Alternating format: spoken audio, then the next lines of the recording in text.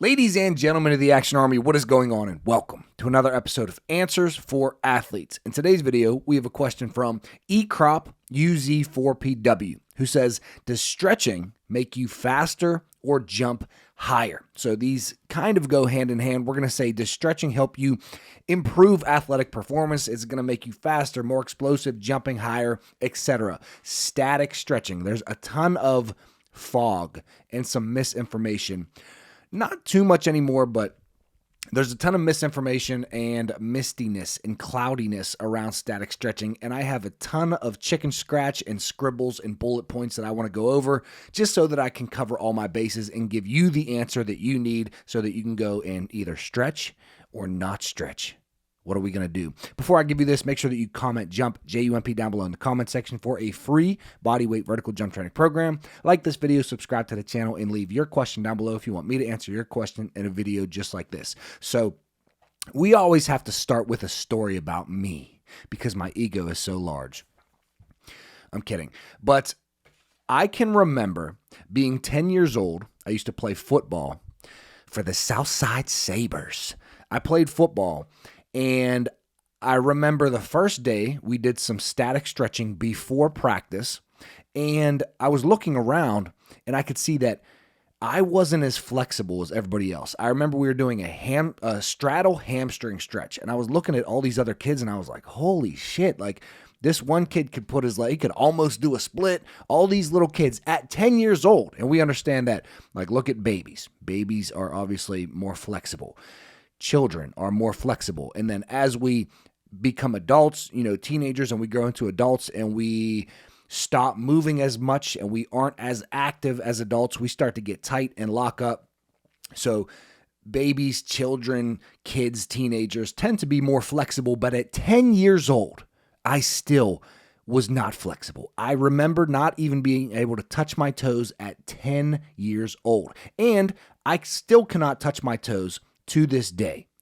So am I the correct person to take advice from on this topic? Maybe not. However, I was able, this is my whole point, I was able to achieve a 43-inch vertical jump with extremely poor flexibility. So never able to touch my toes. Like I could do some stretching, get really warm, do some stretching and, just barely touch my toes. But cold, without stretching, without warming up, there's no shot. Like with a gun to my head, can you touch your toes? I'm sorry, the Answers for Athletes channel is over. But so that's me as a 10-year-old, never flexible my entire life, able to achieve a 43-inch vertical jump without ever being flexible. That's not just my hamstrings, that's my hamstrings, hips, literally everything. Then if you look at Kelenn Ward, who is the athlete on my high school basketball team, who I helped him gain 14 inches on his vertical jump, blah, blah, blah, blah, blah. He can jump extremely high, and he is extremely flexible, right? He can touch his toes. Definitely can't do the splits, but like he can sit crisscross applesauce and stand up from that position. Good hip mobility. He is very flexible, and he has a very high vertical jump. So what does this mean? Me as a 10-year-old and Kelenn? It doesn't mean shit. My main point is that there are a ton of athletes who are not flexible, jumping very high, and there are a ton of athletes who are flexible and jump very high. There are a ton of athletes who probably do some stretching and jump very high, and a bunch of athletes who don't do any stretching and jump very high.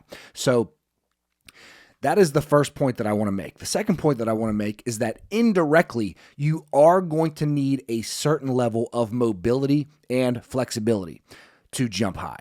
It's not very much though. So if you look at me and you look at other athletes who aren't flexible at all and they're jumping high, the baseline, the bare minimum requirement for what you need to actually jump high is not very much.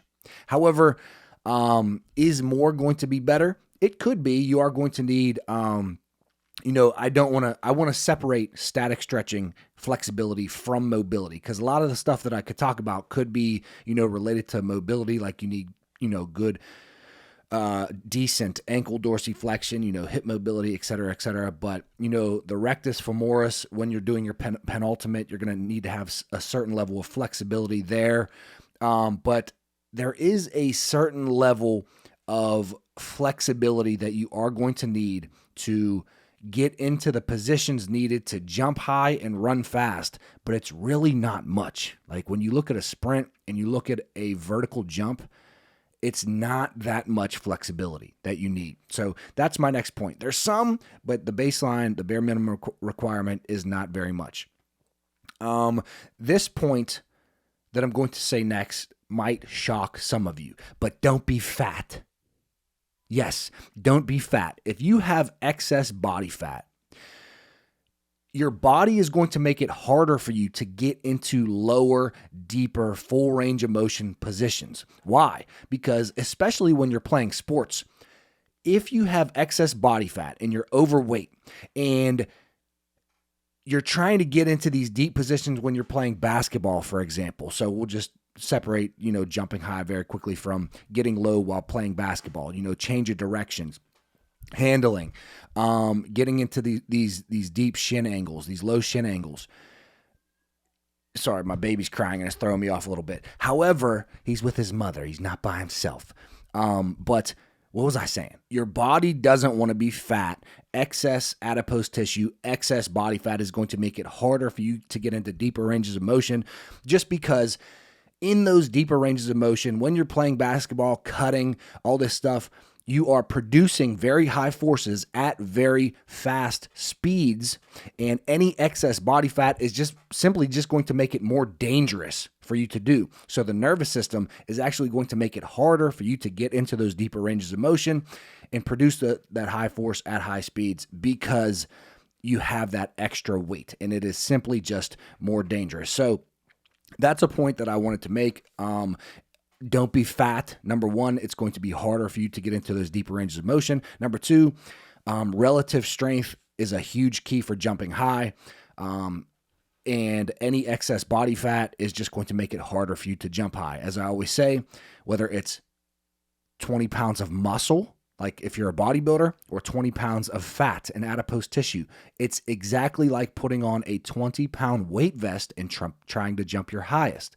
It's not going to go as well. Now, if you have more muscle, obviously you're probably going to be a little bit stronger, maybe more powerful.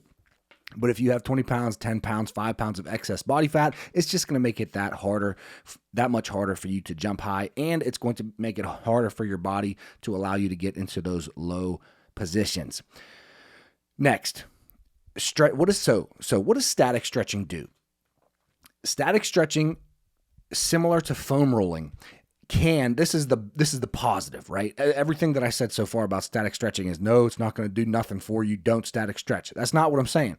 Static stretching can give you a window of time, similar to some mobility work, similar to foam rolling. It can give you a window of time where you feel better putting your joints and your muscles through a full range of motion, in which then you can go and you can strength train, or you can do some mobility work or some plyometrics or some basketball in these deeper ranges of motion.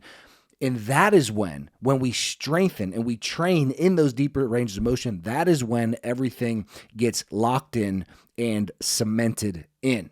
And so let me give you an example. Let's say you get to the gym and you don't warm up and you just go do a back squat. Your hips are tight, maybe your low back is tight, maybe your ankles are tight, and you don't get a very good squat, right? You feel stiff, especially if you're 33 like me. I need a little bit more of a warm up than I used to when I was 23. But then you go and you do some static stretching, or some mobility, or some foam rolling, and you feel a lot better. And you can go and you can put your joints through that full range of motion much more effectively. You feel much better getting into that squat. Now, we're not squatting down, focus, I feel really tight. This squat feels stiff. Now, our mind is, okay, we feel good in the squat. What is the intent? Okay, I want to move the bar as fast as possible. I'm trying to increase my strength, my power, my rate of force development, etc.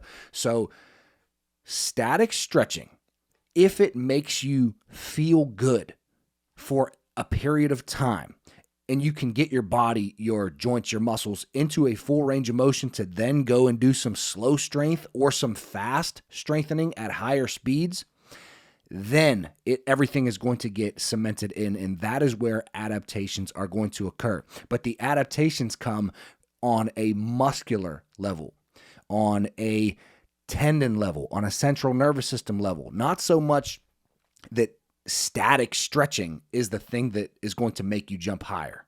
There's not going to be many people that they do absolutely nothing and they just go and stretch all the time and they jump higher. Some people like to say that yoga helps them jump higher.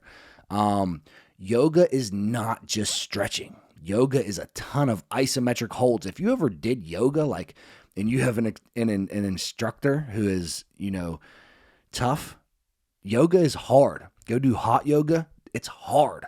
So there's a bunch of myths out there, but for most people, just doing some static stretching and no other training isn't really going to help you jump higher.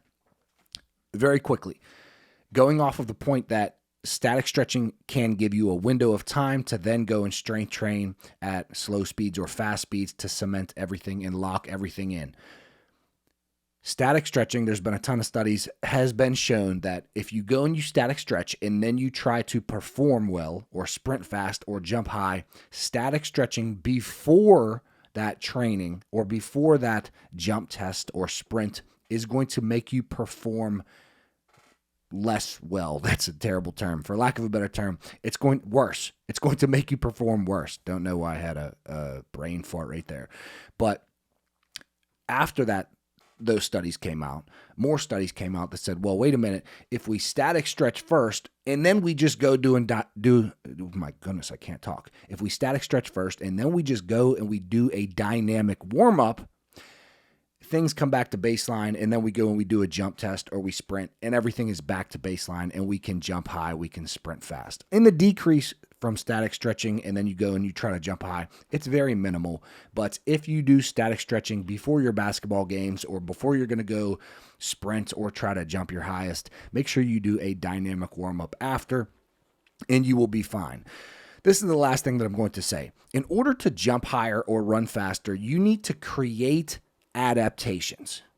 You need to do something that is going to place stress on the body in a way that is going to force adaptation and force your body to change, aka sprint faster or jump higher. So you're going to need to get stronger, get more powerful, get faster, improve your technique. Pulling on the muscle through static stretching, especially when we're stretching, there's no contractions in the muscle. We're just pulling on the muscles. That is not going to help you jump higher. Stretching can indirectly give you some benefit, and you need to use it in those cases for what I said in this video, give you a window of time, or if it makes you feel good, go ahead and do it. Or indirectly, if you need, some improved ankle dorsiflexion, or you need a little bit more flexibility in your rectus femoris, that can be good. But at the end of the day, static stretching is not going to directly increase your vertical jump or help you sprint faster, but it may indirectly give you some benefits. So if you want to static stretch and it makes you feel good, do it. If you don't want to static stretch and you think it does nothing for you, then don't do it. And always remember, all of this is just my advice. Dislike the video if you think I'm a bonehead, because sometimes I am. Anyways, like the video or dislike the video. Comment, jump for that free program, subscribe to the channel, and leave your question down below in the comment section if you want me to answer your question in a video just like this. But I'll see you tomorrow, 9 a.m. Eastern Standard Time. Peace.